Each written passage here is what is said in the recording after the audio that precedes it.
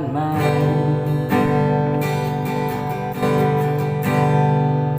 ที่พระเจ้าทรงเปิดประตูให้ข้าทุกสิ่งที่เคยได้มาลุกจากการที่ผูกมัดข้าไม่มีค่าในใจ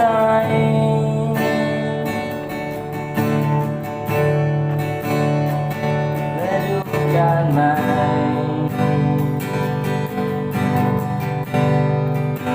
พระเจ้านำชีวิตข้าขึ้นไปจากสิ่งเดิมไปสู่สิ่งใหม่ก้าวออกไปสู่งานน้ำใสไม่มีค่าในใจ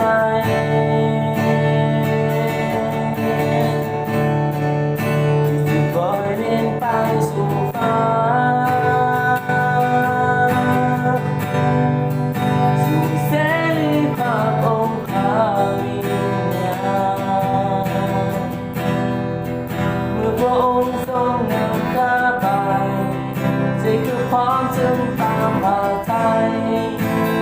มีค่าขอบพระคุณ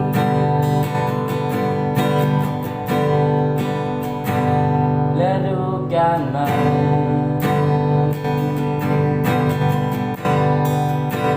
พระเจ้าลงเปิดประตูให้ข้าทุกสิ่งที่เคยมาจากการที่ผูกมัดข้าในวันนี้ข้ามีใจ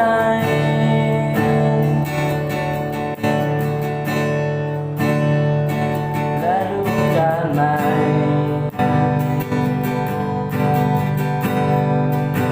พระเจ้านำชีวิตข้าขึ้นไปจากสิ่งเดิมไปสู่สิ่งใหม่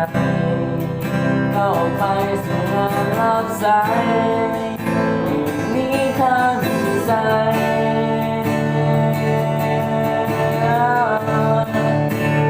ปล่อยบินไปสู่ฟ้าสู่เสรีภาพองค์พระวิญญาณเมื่อพระองค์ทรงนำข้าไปจิตพร้อมจึงตามหาไทยไม่มีค่าของพระ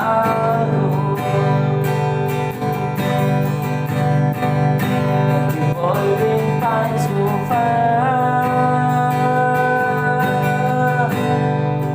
สู่เสรีภาพของพระวิญญาณเมื่อพระองค์ทรงนำข้าไปจิตพร้อมจึงตามหาใจมีค่าของเขา